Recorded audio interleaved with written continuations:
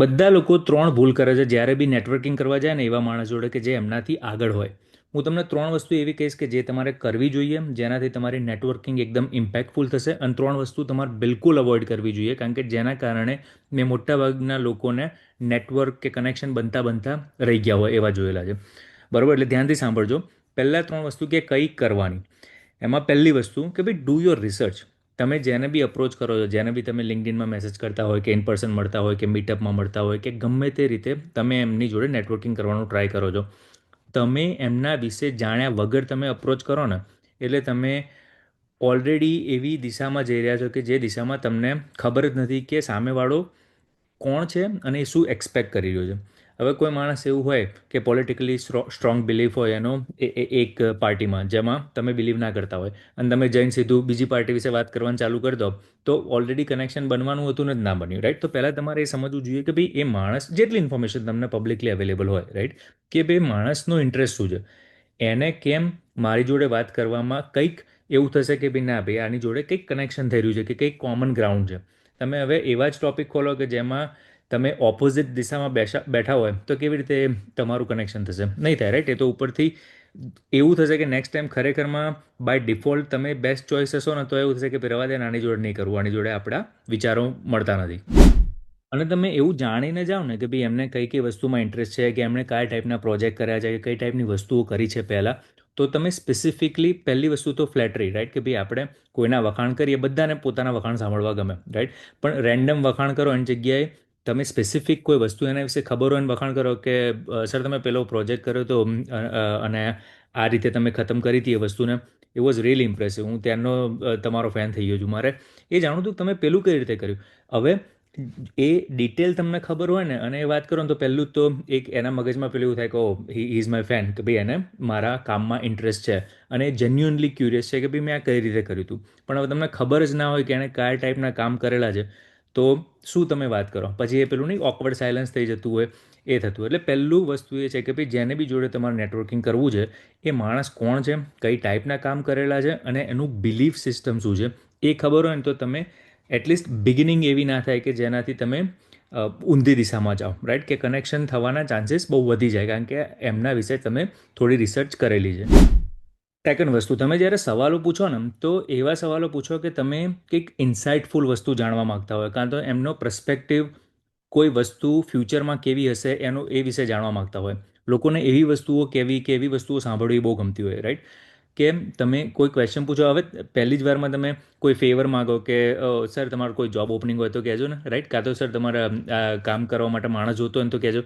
શું કરવા એ તમને કે એ તમને નથી ઓળખતો, એ નથી તમારી જોડે હજુ બોન્ડિંગ થયું, પણ તમે એવું પૂછો કે સર તમે આ ઇન્ડસ્ટ્રી કઈ દિશામાં જઈ રહી તમને શું લાગે છે, તો એક એને એવું માણસ મળે કે ભાઈ જેને એને એના વિચારો સાંભળવા હોય, એના વિચારો સમજવા હોય, રાઈટ. એટલે સવાલો એવા નહીં પૂછવાના કે તમે કોઈ વસ્તુ માગી રહ્યા છો, કે કોઈ નાના બેઝિક સવાલો નહીં પૂછવાના કે આ સર તમારો શર્ટ મસ્ત છે ક્યાંથી લીધો હતો. એ હાઈ થિંકર ના લાગો તમે, રાઈટ, કે ફ્યુચરિસ્ટિક થિંકિંગ કરતા હોય એવું ના લાગો. અને સામેવાળા માણસને બી એવું લાગવું જોઈએ કે ભાઈ આ માણસની થિંકિંગ હાઈ છે, એવું નથી કે એને મારી જોડે કંઈક જોઈએ છે એટલે જ મારી જોડે કનેક્શન કરવા માગે છે, રાઈટ. એટલે હંમેશા એવું પૂછવાનું કે તમારું આ વસ્તુમાં શું બિલીવ છે, કાં તો એ ટાઈપના ક્વેશ્ચન કે જે બિગર પિક્ચર લાગતા હોય કે ફ્યુચરિસ્ટિક લાગતા હોય કે એ વિશે વાત કરવામાં એને બી મજા આવે. અને આ ત્રીજી વસ્તુ છે ને એ બહુ ઇમ્પોર્ટન્ટ છે કે ભાઈ follow up with value add. અને આ ખરેખરમાં સમજજો. ઘણીવાર શું થાય કે ભાઈ કોઈક સારી પર્સનાલિટીને તમે મળી શકો છો, એનો ઈમેલ બી કદાચ લઈ લો તમે, એનું કાર્ડ તમે લઈ લો, પણ પછી તમે ફોલોઅપ ના કરો. અને ફોલોઅપ કરો તો ખાલી કામ માગવા માટે ફોલોઅપ કરો, right. That's not a good follow up. Second time જ્યારે બી ફોલોઅપ કરો ને ત્યારે એવું કરો કે તમે એને કોઈ વેલ્યુ પ્રોવાઈડ કરી રહ્યા છો, કે કોઈ બી વસ્તુ હોય, રાઈટ. મને ઘણીવાર હું મારા ખુદના જ એક્ઝામ્પલ આપું, બરાબર. ઘણીવાર એવું થતું હોય કે કોઈ માણસનો મેસેજ આવ્યો હોય, કહો સર તમે મસ્ત કામ કરો છો, સારા વિડીયો બનાવો છો, ગમે આપણને લાઈક કરીએ જ્યારે બી મેસેજ જોઈ શકીએ તો. મોસ્ટલી મારા ટીમમેટ્સ જોતા હોય છે, પણ ઘણીવાર હું બી મેસેજ જોઉં ને રિપ્લાય કરું તો લાગે કે ભાઈ ચલો કોઈએ વખાણ કરે. પછી એના પછી કોઈ એવું વસ્તુ હોય ને કહો સર તમે આ વિશે બોલો ને, આ ટૉપિક સારો છે, અત્યારે બહુ બધા લોકો છે. મને એક ભાઈએ મેસેજ કર્યો હતો કે આ જેમિનાઈ ફ્રી થઈ ગયું છે જીઓની અંદર, એ બનાવો ને, તો એના વિશે મેં વિડીયો બનાવ્યો, મને 500,000 મિલિયન વ્યૂ આવ્યા. તો હવે નેક્સ્ટ ટાઈમ એ મને કંઈક મેસેજ કરશે કે એને કોઈક સવાલ હશે તો હું 2 મિનિટ કાઢીને એના જવાબ તો આપીશ એટલીસ્ટ, રાઈટ. પછી કોઈ બી ઘણીવાર છે ને તમે આપણે જે વસ્તુ વેલ્યુ એડ કરીએ છીએ ને એ એવી એડ કરીએ છીએ કે જે આપણને લાગે કે વેલ્યુએબલ છે. આપણે એવું વિચારવાનું કે સામેવાળા માટે શું વેલ્યુએબલ છે, રાઈટ? હવે મોસ્ટલી જે માણસ સર્વિસ પ્રોવાઈડ કરતું હોય ને એ કલાકના અમુક ડોલર લેતું હોય કે અમુક વસ્તુઓ ચાર્જ કરતું હોય, બરાબર? હવે તમે એને જઈને કહો તો સર હું તમને કોફી બાય કરી આપું આપણે કલાક ક્યાંક મળીએ. તમે એનો કલાક માગી રહ્યા છો $5 કોફી માટે, એ $5 પર અવર તો થોડો કામ કરી રહ્યો છે. ઘણીવાર આપણે જે વેલ્યુ એડ કરીએ છીએ ને એ એના માટે વેલ્યુએબલ નથી હોતી. એટલે આપણે વિચારવાનું કે ભાઈ હું એના માટે શું કરી શકું. મને ઘણીવાર એવા લોકો હોય છે કે મને મેસેજીસ બહુ આવે છે, રાઈટ? અને દરેકને પર્સનલી રિપ્લાય ના કરી શકાય, ઓબ્વિયસ વસ્તુ છે. પણ એવું કોઈ માણસ હોય ને કે જે મારા બધા વિડીયો એના સ્ટોરી ઉપર શેર કરતો હોય કે આમ દેખાતું જ હોય કે ભાઈ દરેક વિડીયોમાં લાઈક કરે છે, દરેક વિડીયોમાં કમેન્ટ કરે છે, શેર કરે છે. તો નેક્સ્ટ ટાઈમ શું થાય કે એ સવાલ પૂછે ને તો એવું થાય કે આને ઇગ્નોર નહીં કરો, આટલું બધું મને મારા કામમાં સપોર્ટ કરે છે, ચાલ એને એટલીસ્ટ 2 મિનિટ કાઢીને જવાબ આપી દઉં. ભલે કલાક કોલ ઉપર જમ્પ ના કરી શકું પણ એટલીસ્ટ એ 2 મિનિટ તો આપું ને. પણ એ કેમ થયું? કારણ કે એણે મારા માટે વેલ્યુ એડ કરી હતી. અને સેમ વસ્તુ તમે તમારા બોસ જોડે બી થાય, સેમ વસ્તુ તમે કોઈ બીજી કંપનીમાં માણસ કામ કરતું હોય એના જોડે થાય, સેમ વસ્તુ તમારા કોઈ ક્લાયન્ટ હોય એમના માટે થાય કે ભાઈ તમે એમના માટે વેલ્યુ એડ કરો. એવું નહીં કે ભાઈ મને કંઈક આપો તમે. એ 3 વસ્તુઓ કરશો ને તમે તો તમારા કનેક્શન કે જે નેટવર્કિંગ બનવાનું હોય ને એ બહુ ઇમ્પેક્ટફુલ થશે. કઈ 3 વસ્તુ? કે ભાઈ પહેલાં સામેવાળાને ઓળખો, કે ભાઈ તમારી રિસર્ચ કરો કે ભાઈ એ માણસમાં શું ઇન્ટરેસ્ટિંગ વસ્તુ છે, શું વસ્તુ એણે કરેલી છે, બરાબર? સેકન્ડ વસ્તુ, જ્યારે બી એને સવાલો પૂછો ત્યારે ફ્યુચરિસ્ટિક પૂછો, તમારે કંઈક જોઈએ છે એવી વસ્તુઓ ના પૂછશો. અને ત્રીજી વસ્તુ, જ્યારે બી ફોલોઅપ કરો ને એડ સમ વેલ્યુ. ઘણીવાર એ વેલ્યુ એડમાં બહુ બેઝિક બી હોય કે આપણે ખબર પેલા વિશે વાત કરતા હતા, આમે કાર્યો આર્ટિકલ વાંચ્યો, આમ આ રીતે થાય છે, so I thought of you and I wanted to share it with you. એ બી વેલ્યુ એડ થઈ, રાઈટ? કે ભાઈ બીજું કશું ના એડ કરી શક્યો પણ એક વસ્તુ યાદ રહી કે કોમન ગ્રાઉન્ડ હતું અને એ રીતે મેં ફોલોઅપ લીધું. તો આ 3 વસ્તુ કરવાની. હવે આપણે જોઈએ કે કઈ 3 વસ્તુ નહીં કરવાની. તો પહેલી વસ્તુ જે મોટાભાગના લોકો કરતા હોય છે અને આ સૌથી ખરાબ વસ્તુ છે કે સ્ટાર્ટિંગ જ તમે કન્વર્ઝેશન એવી રીતે કરો કે કંઈક વસ્તુ માગો એમની જોડે, કે એક 5 મિનિટ બી એલિવેટરમાં મળી ગયા હોય કે કોઈ જગ્યાએ નેટવર્કિંગમાં 5 મિનિટ તમને વાત કરવાનો મોકો મળે ત્યારે તમે એમની જોડેથી કોઈ વસ્તુ માગો. તમને ગમે કોઈ માણસ તમને ઓળખતું જ નથી, આવીને તમારી જોડે પહેલી જ વાર વાત કરે છે અને કંઈક વસ્તુ તમારી જોડે માગે છે. એવું ગમે તમને? ના ગમે, રાઈટ? કોઈને ના ગમે કે ભાઈ તું કોણ છે, હું તને નથી ઓળખતો, નથી કોઈ આપણે કોમન ગ્રાઉન્ડ, નથી કોઈ કનેક્શન, તું સીધું આવીને મને સવાલ પૂછે છે. અને ઘણાને એવું લાગતું હોય કે ભાઈ એ વસ્તુ તો હું સેલ્સના માણસો એવું જ કરતા હોય ને કે ભાઈ હું વેચું છું તો ફ્યુચરમાં જ્યારે જરૂર હોય ત્યારે પાછો આવે. એટલે ભાઈ ફ્યુચરમાં જરૂર હોય ત્યારે તને યાદ કેમ રાખે, પહેલાં એ વિચારવાનું ને. તો તમે પહેલી જ વસ્તુમાં જો વસ્તુ માગી હશે ને તો સેકન્ડ ટાઈમ તમને જોશે ને તો એ બીજી દિશામાં જશે. એટલે પહેલી વસ્તુ એ નહીં કરવાની કે ભાઈ જેવું મળ્યો એવું કંઈક ફેવર કે કઈ વસ્તુ તમારે એમની જોડે જોવે છે એ વસ્તુ માગો. એ એકદમ નો પહેલી જ વસ્તુ કે જે નહીં કરવાની. પછી સેકન્ડ, એમને એકદમ વેગ સવાલ નહીં પૂછવાના કે જેમાં એક જવાબ જ ના આપી શકે.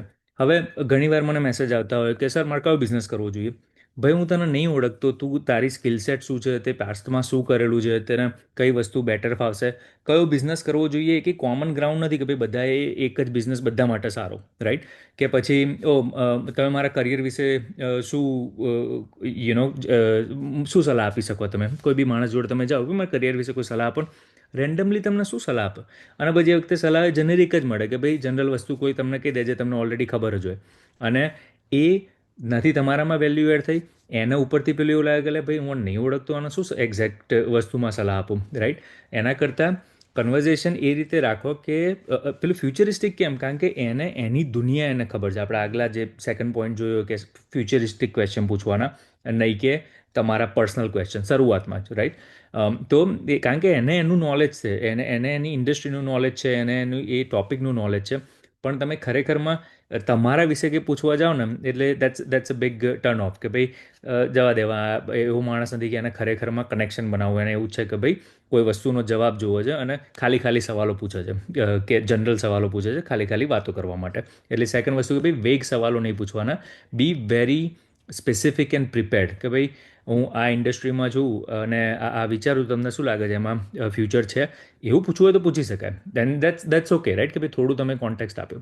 હવે ત્રીજી વસ્તુ, અને આ ઘણા લોકો કરતા હોય છે, ડોન્ટ મોનોપોલાઇઝ ધ કન્વર્ઝેશન. કે એવું નહીં કરી નાખો કે બધું તમારા વિશે જ તમે બોલી રાખો છો. કોઈ બી માણસને એવું ના ગમે કે ભાઈ ખાલી સાંભળવું છે.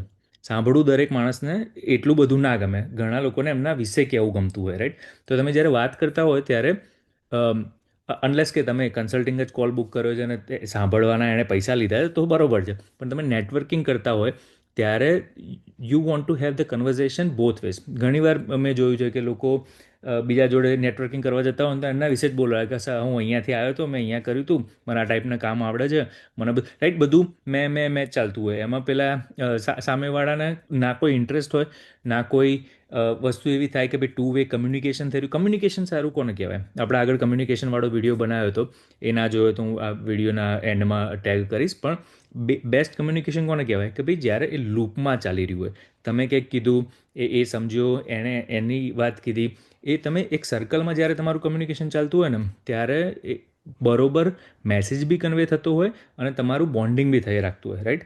એટલે 3 વસ્તુઓ નહીં કરવાની કે don't lead with a request. પહેલી જ વસ્તુમાં સીધું રિક્વેસ્ટ કે પિચ નહીં આપવાની. અને સેકન્ડ વસ્તુ, પ્રિપેર થઈને જવાનું. Don't go unprepared. આમ રેન્ડમ સવાલો નહીં પૂછવાના. અને ત્રીજી વસ્તુ કે ભાઈ બધું મેં નહીં કરવાનું.